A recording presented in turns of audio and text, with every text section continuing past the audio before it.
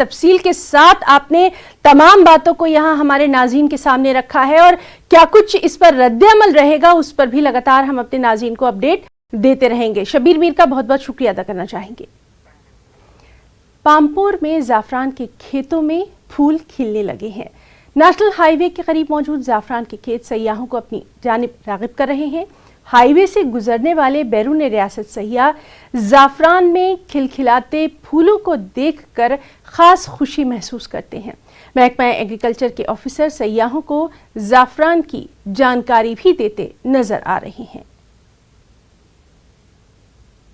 मैं पहली बार आए तो हमने पहले फूल देखा तो हमारे बस ड्राइवर ने बताया कि केसर का फूल है। फिर हम यहाँ पे आए, थोड़ा सेल्फी वेल्फी खिंचा और सब यहाँ के लोगों का नेचर और सब अच्छा है।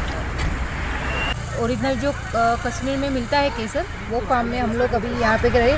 अब्दुल अहमद जो है उनके फार्म में है, बहुत अच्छा है। ओरिजिनल ऑर्गेनिक केसर वो दे रहे हैं और हम लोग बहुत एंजॉय किया। उन्होंने बहुत सपोर्ट किया, हमको बताया केसर क्या है, कैसे खाना चाहिए, सब कुछ। Thank you so much everyone, please come and visit.